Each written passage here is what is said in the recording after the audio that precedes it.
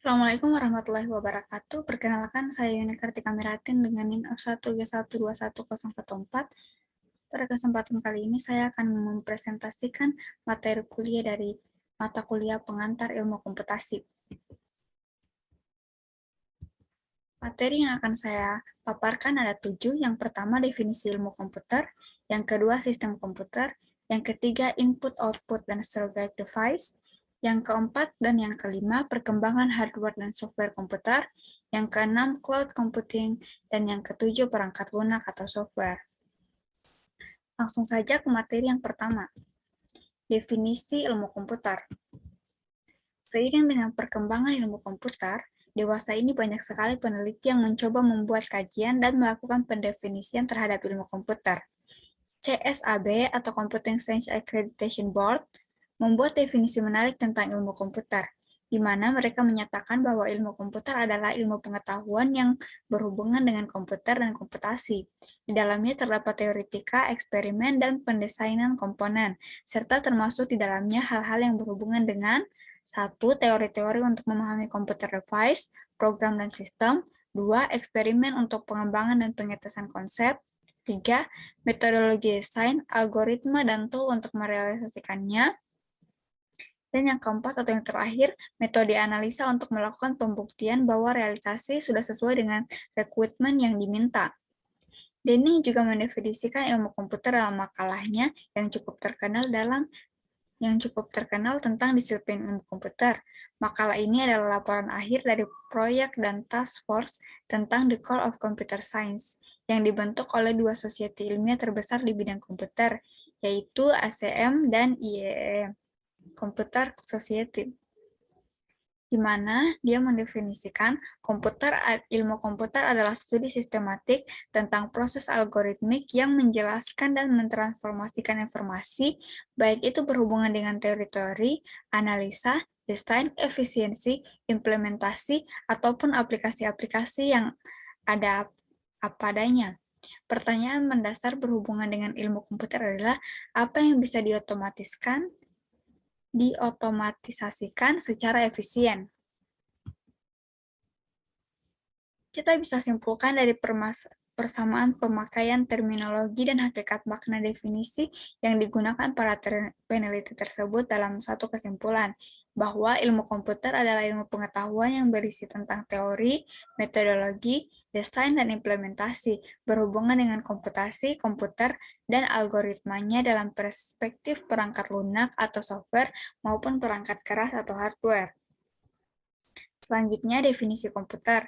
Komputer berasal dari bahasa Latin computare yang mengandung arti menghitung. Karena luasnya bidang garapan ilmu komputer, para pakar peneliti sedikit berbeda dalam mendefinisikan terminologi komputer. Menurut Hamacher, komputer adalah mesin penghitung elektronik yang cepat dan dapat menerima informasi input digital, kemudian memprosesnya sesuai dengan program yang tersimpan di memorinya, dan menghasilkan output berupa informasi. Menurut Glismer, komputer adalah suatu alat elektronik yang mampu melakukan beberapa tugas sebagai berikut: menerima input, memproses input tadi sesuai dengan programnya, menyimpan perintah-perintah dan hasil pengolahan, menyediakan output dalam bentuk informasi. Sedangkan Fori berpendapat bahwa komputer adalah suatu pemproses data yang dapat melakukan perhitungan secara cepat, termasuk perhitungan aritmatika dan operasi logika tanpa campur tangan dari manusia.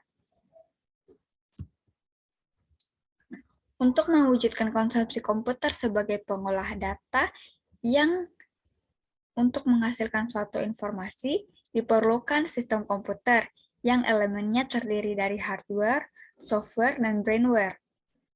Ketiga elemen sistem komputer tersebut harus saling berhubungan dan membentuk kesatuan.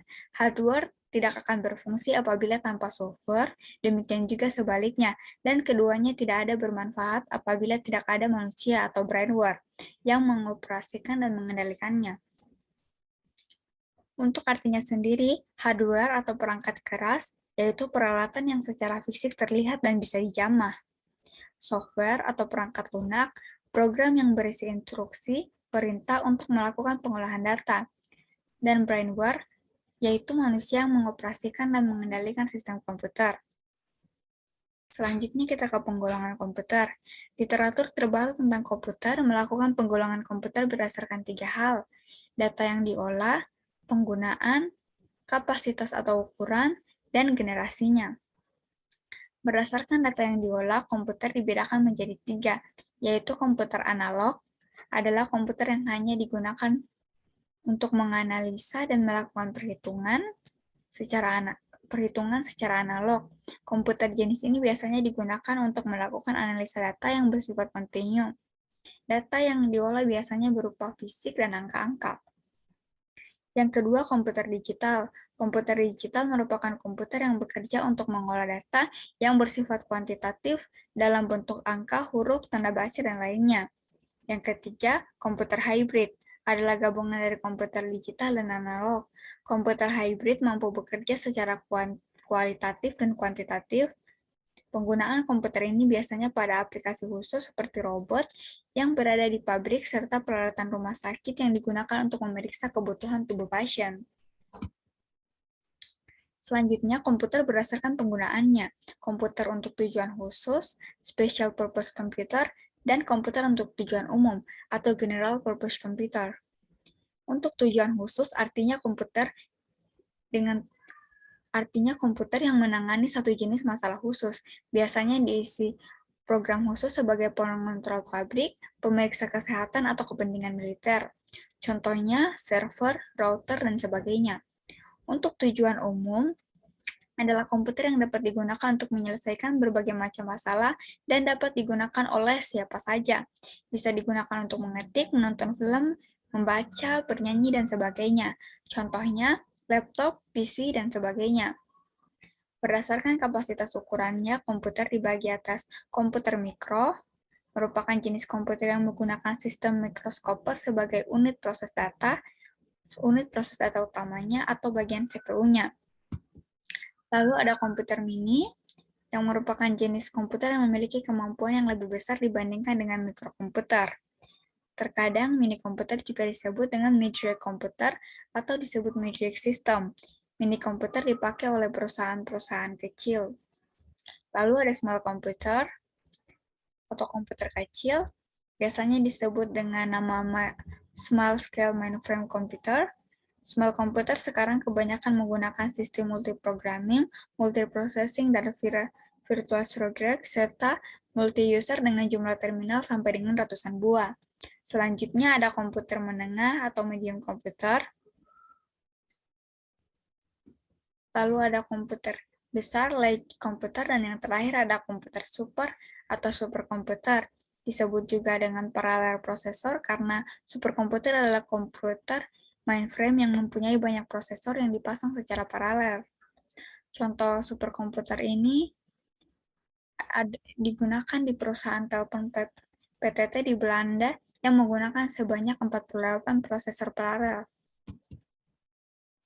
Selanjutnya, komputer berdasarkan generasinya.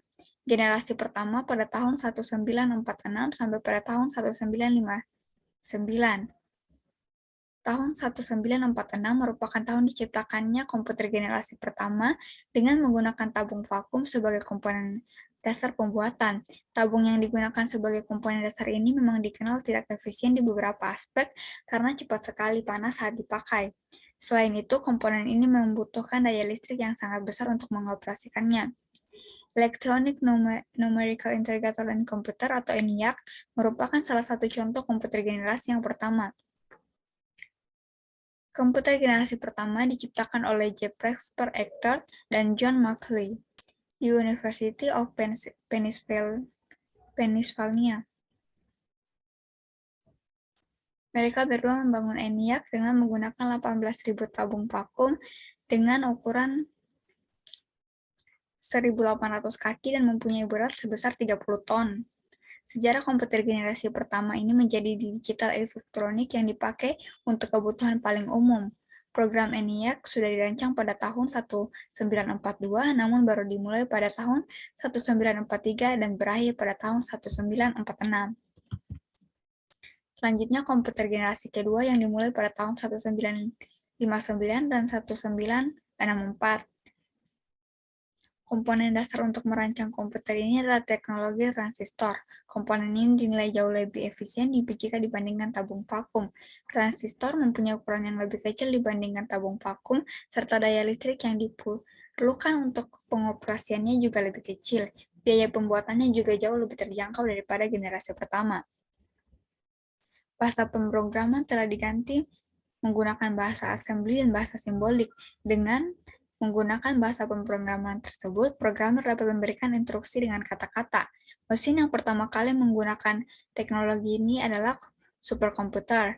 IBM juga membuat superkomputer dengan nama Sprayran dan Stretch, serta menjadikan komputer dengan nama Large. Selanjutnya, komputer generasi ketiga yang dimulai pada tahun 1964 dan sampai tahun 1970. Generasi ketiga dimulai pada tahun 1965, yang mana komputer dibuat menggunakan Integrated Circuit atau ICIs. Teknologi ini menggeser fungsi transistor sebagai komponen dasar komputer. Transistor masih tetap digunakan, tetapi ukurannya diperkecil. Beberapa transistor yang berukuran kecil dimasukkan di IC bersamaan dengan resistor dan kapasitor. Komputer generasi ketiga ini menjadi komputer pertama yang membuat operator dapat berinteraksi menggunakan keyboard dan monitor dengan tampilan sistem operasi. Selain itu, komputer ini membutuhkan biaya lebih murah sehingga dapat dijangkau masyarakat umum. Dalam penggunaannya, transistor membuat kinerja komputer cepat panas sehingga komputer generasi kedua mulai ditinggalkan.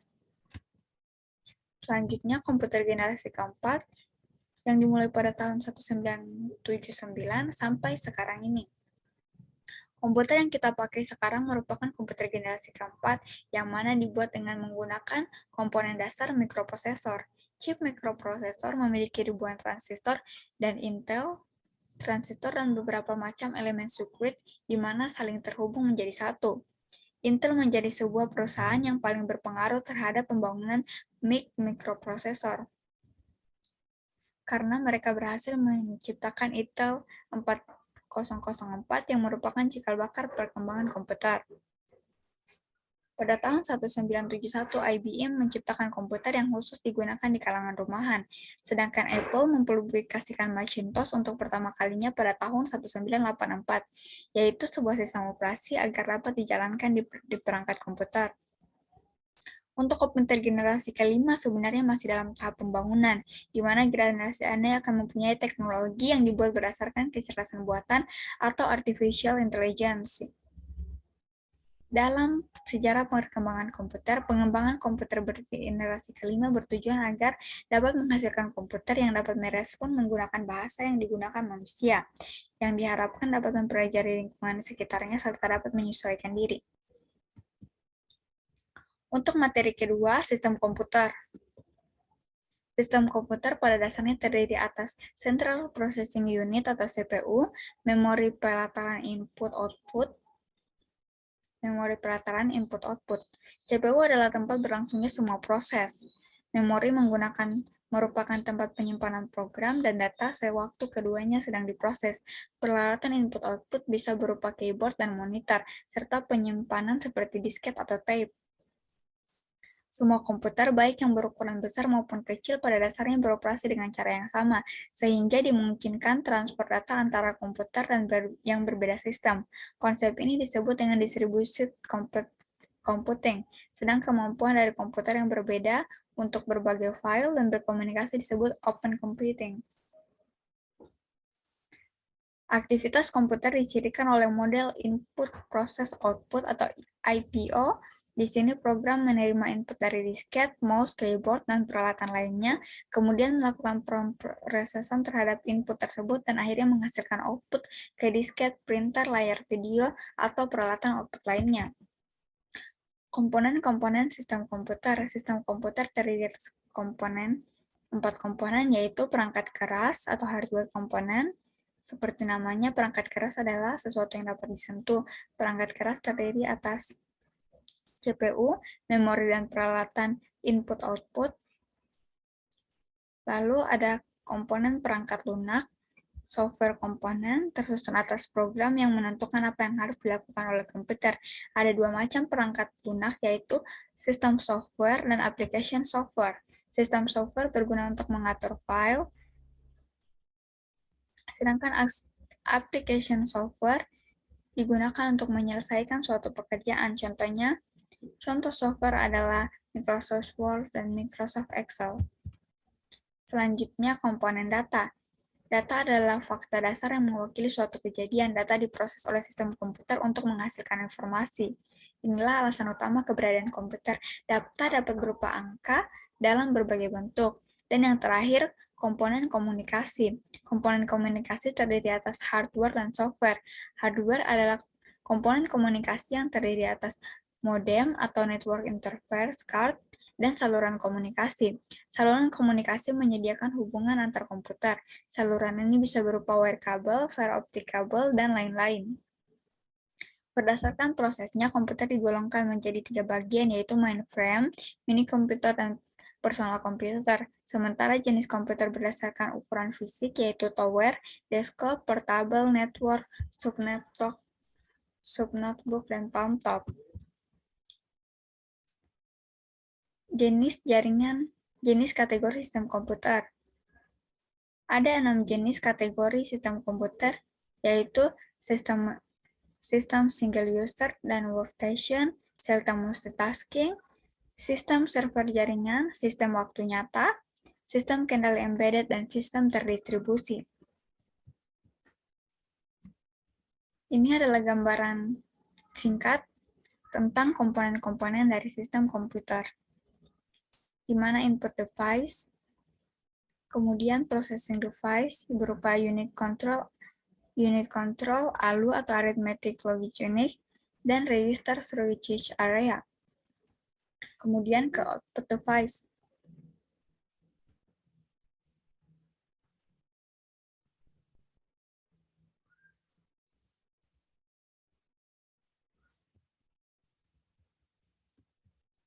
Selanjutnya materi ketiga yaitu input, output, dan surrogate device. Perangkat input-output dibagi menjadi 2 kategori, yaitu perangkat blok, di mana perangkat yang menyimpan informasi dalam blok-blok berukuran tertentu, dan setiap blok memiliki alamat masing-masing. Selanjutnya perangkat karakter, perangkat yang mengirim dan menerima sebarisan karakter tanpa menghiraukan struktur blok. Contoh perangkat karakter adalah printer, network interface, dan perangkat yang bukan disk. Sementara perangkat yang tidak memenuhi kedua kriteria tersebut disebut dengan clock. Perangkat input-output terdiri dari 2 komponen, yaitu komponen mekanis dan komponen elektronik. Komponen mekanis adalah perangkat input-output itu sendiri seperti mouse, monitor, dan lain-lain. Sementara komponen elektronis disebut juga dengan controller untuk perangkat. Perangkat input dan output tidak berhubungan langsung dengan prosesor. Perangkat input dan output berhubungan dengan mesin melalui suatu titik yang bernama port. Port input dan output terdiri dari 4 register, yaitu data in register, register yang akan dibaca CPU untuk mendapatkan input, lalu data out register, CPU menulis bit di sini sebagai output data. Yang ketiga, status. CPU akan membaca register ini untuk mengetahui status perangkat. Dan yang terakhir, kontrol. Register ini ditulis oleh CPU untuk memulai perintah atau untuk mengganti modus perangkat.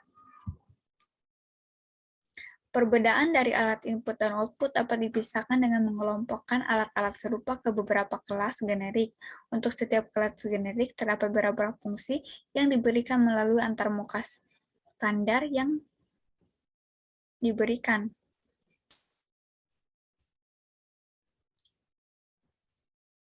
Perbedaan detail untuk setiap alat akan dienkapsulasi modul kernel yang disebut device driver. Device driver ini dibuat oleh perangkat yang memenuhi kebutuhan setiap peralatan dengan menggunakan salah satu antarmuka standar. Penggunaan layer untuk driver peralatan ini menyembunyikan perbedaan setiap kali pengendali peralatan dari subsistem input-output pada kernel, sama seperti bagaimana sistem CAL input-output menyembunyikan perbedaan perangkat keras dari aplikasi melalui abstraksi yang berisi kelas-kelas peralatan generik. Karakteristik peralatan dapat berupa karakter stream, sekuensial atau random access, synchronous atau asynchronous, stable atau desiccate, speed of operation, dan yang terakhir read-write, read-only, atau write-only. Input device. Input device adalah alat yang digunakan untuk menerima input dari luar sistem, dapat berupa sinyal input atau maintenance input. Peralatan yang berfungsi sebagai input dapat digolongkan menjadi input langsung dan input tidak langsung. Alat input langsung yaitu input yang dimasukkan langsung diproses oleh alat pemproses, sedangkan alat input tidak langsung melalui media tertentu sebelum suatu input diproses oleh alat pemproses. Alat input langsung dapat berupa papan ketik, pointing device, scanner, sensor, voice recognizer, sedangkan alat input tidak langsung misalnya key punch, key to tab, dan key to disk, serta magnetic disk. Output device. Output yang dihasilkan dari pemproses dapat digolongkan menjadi 4 bentuk, yaitu tulisan, image, suara, dan bentuk lain yang dapat dibaca oleh mesin. 3 golongan pertama output yang dapat digunakan langsung oleh manusia, sedangkan golongan terakhir biasanya digunakan sebagai input untuk proses selanjutnya dari komputer. Peralatan output yaitu ada hard copy device, yaitu alat yang digunakan untuk mencetak tulisan dan image pada media keras seperti kertas atau film. Soft copy device, yaitu alat yang digunakan untuk menampilkan tulisan dan image pada media lunak yang berupa sinyal elektronik. Dan yang terakhir, drive device, yaitu alat yang digunakan untuk merekam simbol dalam bentuk yang hanya dapat dibaca oleh mesin atau media seperti magnetic disk atau magnetic tape. Output bentuk pertama sifatnya adalah permanen dan lebih portable, dapat dilepas dari alat outputnya dan dibawa kemana-mana. Alat yang umum digunakan untuk ini adalah printer, plotter, dan alat microfilm. Sedangkan output bentuk kedua dapat berupa video display, flat panel, dan speaker. Alat output bentuk ketiga menggunakan media magnetic disk adalah disk drive, yang menggunakan media magnetic tape adalah tape drive. Untuk materi yang keempat dan yang kelima yaitu perkembangan hardware dan software komputer. Perangkat keras atau hardware. Hampir seluruh aspek kehidupan manusia saat ini tidak bisa dilepaskan dari teknologi, khususnya teknologi komputer. Dapat dilihat bahwa menuliskan suatu dokumen, orang cenderung meninggalkan mesin ketik manual dan sudah digantikan perannya oleh komputer. Supaya komputer dapat digunakan untuk mengolah data, maka harus membentuk suatu sistem yang disebut dengan sistem komputer. Secara umum, sistem komputer terdiri dari elemen-elemen yang saling membentuk satu kesatuan untuk melaksanakan satu tujuan pokok dari sistem tersebut. Tujuan pokok dari sistem komputer adalah mengolah data untuk menghasilkan informasi, sehingga perlu didukung oleh elemen-elemen yang terdiri dari perangkat keras atau hardware, perangkat lunak atau software, dan brainware. Ketiga elemen sistem komputer tersebut harus saling berhubungan untuk membentuk satu kesatuan. Sedangkan fungsi komputer didefinisikan sebagai operasi masing-masing komponen sebagai bagian dari struktur. Adapun fungsi masing-masing komponen tersebut adalah sebagai berikut. Input device atau alat masukan adalah perangkat komputer yang berfungsi untuk memasukkan data atau perintah ke dalam komputer. Output device atau alat keluaran adalah perangkat keras komputer yang berfungsi untuk menampilkan keluaran sebagai hasil pengolahan data. Input-output ports, bagian yang digunakan untuk menerima ataupun mengirim data keluar sistem. CPU atau Central Processing Unit merupakan otak sistem komputer dan memiliki dua bagian fungsional, yaitu ALU, Arithmetical Logical Unit, sebagai pusat pengolah data, dan CU, Control Unit, sebagai pengontrol kerja komputer. Yang kelima, memori. Memori terbagi menjadi dua, yaitu memori internal dan memori eksternal. Memori internal berupa RAM atau Random Access Memory, yang hanya berfungsi untuk menyimpan program yang kita olah untuk sementara waktu, dan ROM, Read Only Memory, yaitu memori yang bisa dibaca dan berguna sebagai penyedia informasi pada saat komputer pertama kali dinyalakan. Yang keenam ada data bus, adalah jalur perpindahan antar modul dan sistem komputer. Yang ketujuh address bus, digunakan untuk menandakan lokasi sumber ataupun tujuan pada proses analisis data. Dan yang terakhir adalah control bus, yang digunakan untuk mengontrol penggunaan akses serta akses ke data bus dan address bus. Input device adalah alat yang digunakan untuk menerima input dari luar sistem, dapat berupa signal input ataupun maintenance input. Beberapa alat input mempunyai fungsi ganda di samping sebagai alat input juga berfungsi sebagai alat output. Alat-alat demikian disebut terminal. Terminal dapat dihubungkan ke sistem komputer dengan menggunakan kabel langsung atau lewat alat komunikasi.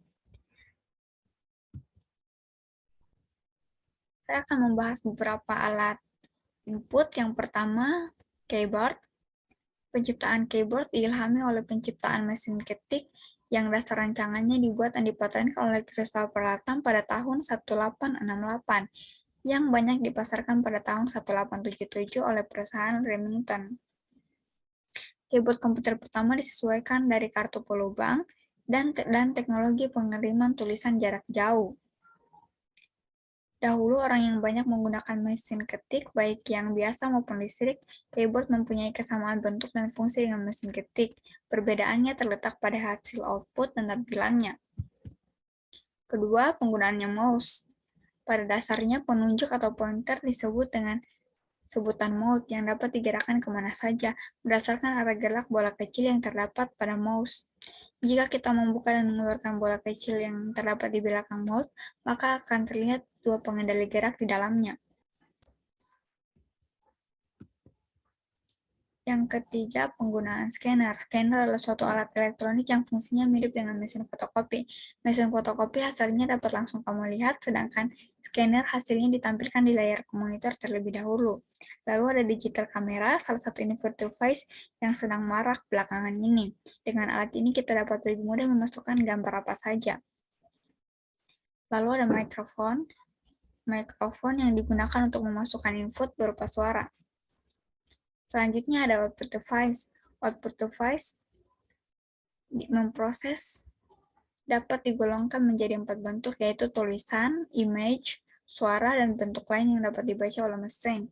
Contoh alat output antara lain printer dan plotter, monitor, dan CPU atau Central Processing Unit. CPU merupakan tempat memproses instruksi-instruksi program yang pada komputer mikro disebut dengan mikroprosesor. CPU terdiri dari dua bagian utama, yaitu aritmatika dan logika. Di samping itu, CPU mempunyai alat penyimpanan berukuran kecil disebut register. Ada 3 macam memori yang digunakan dalam sistem komputer, yaitu register, yang digunakan untuk menyimpan instruksi dan data yang sedang diproses, main memory, digunakan untuk menyimpan instruksi dan data yang akan diproses, dan secondary storage, dipergunakan untuk menyimpan program dan data secara permanen. Pemrosesan instruksi CPU. Jika pemrogram menginginkan CPU untuk mengerjakan sesuatu, maka ditulis sesuai instruksi yang dapat dipahami oleh CPU. Kumpulan instruksi inilah yang disebut dengan program. Program yang akan diproses akan diolah oleh CPU, harus diletakkan terlebih dahulu di memori utama. Proses ini yang biasa kita lakukan dengan mengetikkan program pada prompt DOS atau mengklik ikon sistem operasi Windows. Tahap pertama dari pemrosesan instruksi CPU disebut dengan instruction fetch, yaitu proses CPU mengambil atau membawa instruksi ke memori utama dari memori utama ke CPU. Tahapan selanjutnya disebut instruction execute, yaitu proses dari CPU untuk mengerjakan instruksi yang sudah diambil dari memori utama yang sudah berada di AR register. Waktu yang dibutuhkan untuk menyelesaikan tahap pertama disebut waktu instruksi, dan waktu yang dibutuhkan untuk menyelesaikan tahap kedua disebut waktu eksekusi. Sedangkan total waktu yang dibutuhkan dinamakan dengan waktu cycles atau cycle time. Perangkat lunak atau software. Komputer merupakan mesin yang memproses fakta atau data menjadi informasi. Komputer digunakan oleh orang untuk meningkatkan hasil kerja dan memecahkan berbagai masalah. Yang menjadi pemproses atau data pemecah adalah perangkat lunak. Perkembangan perangkat lunak. Dari perkembangan perangkat lunak, kita dapat membayangkan perkembangan interaksi manusia dengan perangkat lunak. Bentuk yang paling primitif dari perangkat lunak menggunakan aljabar Boolean yang direpresentasikan sebagai binary digit atau byte, yaitu 1 atau 0. Kelompok-kelompok byte ini disusun dalam struktur instruksi seperti penyimpanan, transfer operasi, aritmatika, operasi logika, dan lain-lainnya. Klasifikasi perangkat lunak. Perangkat lunak secara umum dibagi menjadi dua, yaitu perangkat lunak sistem dan perangkat lunak aplikasi. Perangkat lunak sistem dibagi 3 macam, yaitu bahasa pemrograman, sistem operasi, dan utility. Perangkat lunak aplikasi merupakan bagian dari perangkat lunak yang dapat dijumpai dan terus berkembang. Sebelum tahun 1990-an, aplikasi yang dikenal yaitu pemproses kata, pemproses tabel, hiburan. Daripada perkembangan pemproses kata, tabel, dan database ini telah menjadi bundel menjadi aplikasi Office dengan tambahan aplikasi untuk membuat presentasi yang akan diberikan pada pelatihan ini. Selanjutnya, sistem operasi. Sistem operasi yang berkaitan dengan prosesor yang digunakan. Jenis prosesor pada PC yang umum adalah yang kompatibel dengan produk awal IBM dan Macintosh. PC Macintosh perangkat lunaknya dikembangkan oleh perusahaan yang sama, sehingga perkembangannya tidak sepesat cloning IBM. Sistem operasi dari cloning IBM secara umum terbagi dua aliran, yaitu komersial yang dibuat oleh Microsoft dan yang bersifat freeware yang dikembangkan oleh peneliti di seluruh dunia karena bersifat open source. Ini adalah gambaran secara singkat dari struktur sistem komputer. Selanjutnya, materi ke-6 yaitu cloud computing. Sederhananya, cloud computing atau komputasi awan adalah metode penyampaian layanan melalui internet. Sumber daya yang dimaksudkan, contohnya adalah aplikasi seperti penyimpanan data, server, database, jaringan, dan perangkat lunak. Daripada menyimpan banyak file di hard drive atau penyimpanan lokal komputer dan handphone, penyimpanan berbasis cloud memungkinkan kita menyimpan file selama kita memiliki akses internet. Cloud computing merupakan opsi yang populer karena performanya dan memiliki banyak keuntungan, seperti irit biaya, meningkatkan produktivitas, kecepatan, efisiensi, dan lain-lain. Dinamakan cloud computing karena informasi diakses secara remote di awan atau ruangan virtual. Perusahaan-perusahaan yang menyediakan layanan cloud computing memungkinkan para penggunanya menyimpan file dan aplikasi server dari jarak jauh. Cloud computing bisa bersifat publik atau private. Public cloud menyediakan layanan secara publik di internet, sementara private cloud hanya menggunakan layanan untuk orang-orang tertentu. Juga ada opsi hybrid yang mengkombinasikan public cloud maupun private cloud. Contoh pemanfaatan cloud computing terlepas dari bermacam layanannya, cloud computing memberikan penggunanya serangkaian fungsi seperti email, penyimpanan, backup, pengambilan data, membuat dan mengetes aplikasi, menganalisis data, streaming audio, serta video. Tipe cloud computing berdasarkan layanannya. Cloud computing bukanlah satu bagian dari teknologi seperti microchip atau telepon genggam. Sebaliknya, ini merupakan sistem yang utamanya terdiri dari 3 layanan. Yang pertama, Software as a Service atau SaaS, melibatkan suatu lisensi aplikasi perangkat lunak kepada penggunanya. Lisensi ini diberikan melalui metode pay as you go atau on demand, seperti bisa ditemukan pada Microsoft Office 365. Platform as a Service atau PaaS disebut sebagai yang paling kompleks. PaaS hampir mirip dengan SaaS, tapi perbedaan yang paling besarnya adalah alih-alih mengirimkan suatu perangkat lunak via online, PaaS sebenarnya adalah platform yang membuat perangkat lunak yang dikirimkan melalui internet. Selanjutnya ada Infrastructure as a Service atau IaaS, melibatkan metode untuk mengirimkan suatu file dari sistem operasi ke server dan penyimpanan melalui konektivitas berbasis IP sebagai bagian layanan on demand. Cara kerja cloud computing.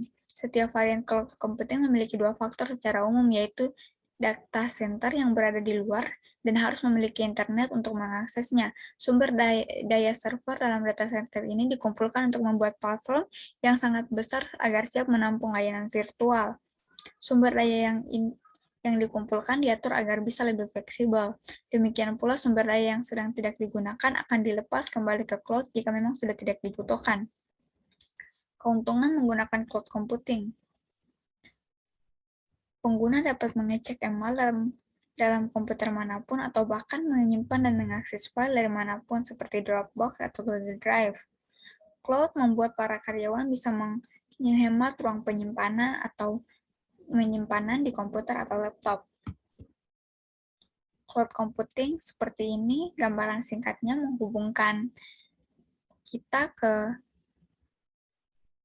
server manapun, dapat menghubungkan ke ponsel, game, orang lain, ke seluruh dunia. Dan materi yang terakhir, perangkat lunak atau software.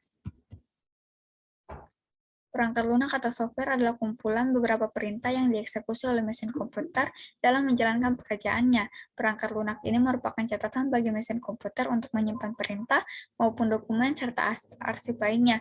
Perangkat lunak merupakan data elektronik yang disimpan sedemikian rupa oleh komputer itu sendiri. Data yang disimpan ini dapat berupa program atau instruksi yang dijalankan oleh perintah, maupun catatan-catatan yang diperlukan oleh komputer untuk menjalankan perintah yang dijalankannya. Untuk mencapai keinginan tersebut, dirancanglah suatu susunan logika. Logika yang disusun diolah melalui perangkat lunak, yang disebut juga program beserta data-data yang diolahnya. Pengolahan pada software ini melibatkan berbagai hal, diantaranya sistem operasi, program, dan data. Software ini mengatur sedemikian rupa sehingga logika dapat dimengerti oleh mesin komputer. Pengertian perangkat lunak menurut para ahli. Menurut Willman dan Ryan mengatakan bahwa software memiliki sifat maya yang dapat diartikan software tidak dapat terlihat secara fisik, akan tetapi fungsi dari software dapat dimanfaatkan oleh usernya. Menurut Melvin Shahrizal Daulay, software adalah sebuah perangkat yang berfungsi untuk mengatur aktivitas kerja komputer dan seluruh interaksinya yang mengarah pada sistem komputer. Menurut Roger S. Pressman, berpendapat bahwa yang dimaksud oleh perangkat lunak atau software adalah sebuah perintah program dalam sebuah komputer yang apabila dieksekusi usernya akan memberikan fungsi dan unjuk kerja seperti yang diharapkan.